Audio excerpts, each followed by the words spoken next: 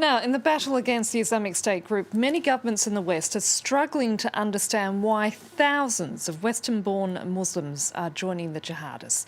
Deeyah Khan, a British-based filmmaker, decided to try and find out why. The result is a gripping documentary entitled Jihad, a British Story. Let's take a look.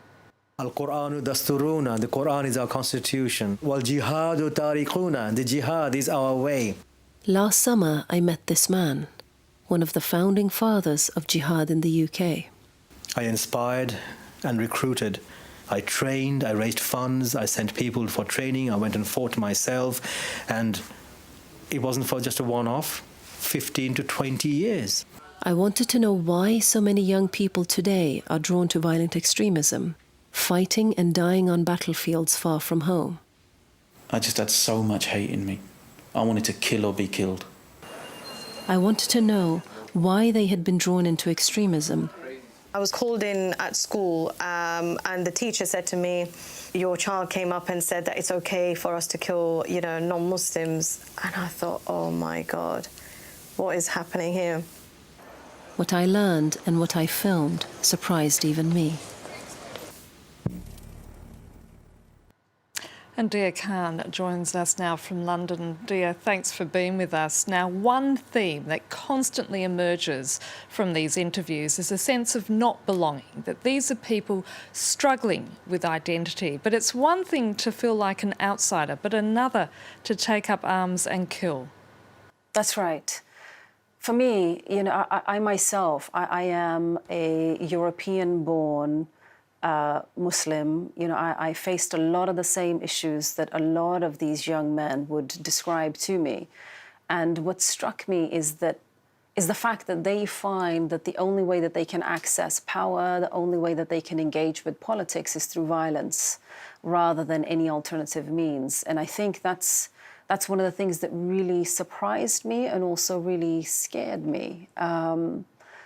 But beyond that, what was the most interesting aspect for me of having spent the last 2 years interviewing extremists, convicted terrorists and former jihadis is the fact that there are certain gaps in a lot of these young people's lives that terrorist groups are finding a way to fulfill. So basic human and personal needs that somehow we as a society, our communities, our families are not really able to fulfill, but these groups are. Now, here in France, Deeyah, the Prime Minister created a controversy after the Paris attacks in November by saying that by understanding the jihadist motives is almost excusing them. What would you say to that statement? I don't agree.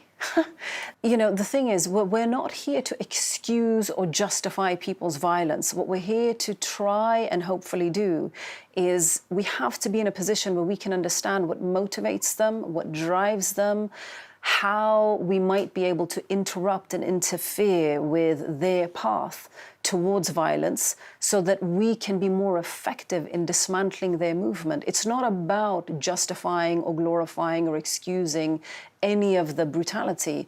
I think this comes down to understanding so that we can do a better job with actually destroying their movement. And I think for our leaders to be saying that understanding somehow equals justifying it, I think is ridiculous. Perhaps that's the reason we are where we are today. And you grew up in Norway to immigrant parents from Afghanistan and Pakistan. And as you just said, you understand very well the culture clash of coming from this in-between place. How much did it really help you in terms of not only relating to the people that you interview, but also gaining their confidence? Bizarrely, it shocked me and actually really surprised me because I've had the experiences that I've had. I've experienced all the things that a lot of these young men speak about, which is discrimination, feeling like you're marginalized, feeling like you are less than your white counterparts in the country that you grow up in. Having said that, also being a woman, I didn't just experience that, but I also experienced being discriminated against within the community because I am a woman, not quite meeting the standards of what it means to be a proper, good, obedient woman. So I sort of got it from both sides. So I could relate to these young men's feelings. I could understand where they're coming from, but at the same time, I've had the same experiences, and I choose to pick up a camera instead of a gun. Now, the majority of them were men. As Yeah. a woman, how hard was it to gain their trust? It took a long time, I have to say. I mean, this film took me about 2 years to make. It took a long time. Some of them actually, when I initially contacted them, they got back with me and they said, look, we've Googled you, and we see that you are a human rights activist. We see that you are a women's rights activist, and we see that you are basically our natural enemy. And so we don't really want to talk to you.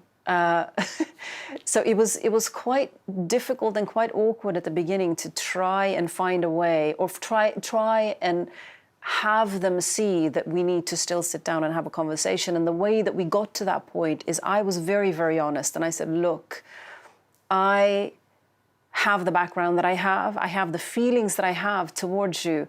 Having said that, I am making this film because I sincerely want to understand what is going on so that we can try and see how we can actually get beyond this.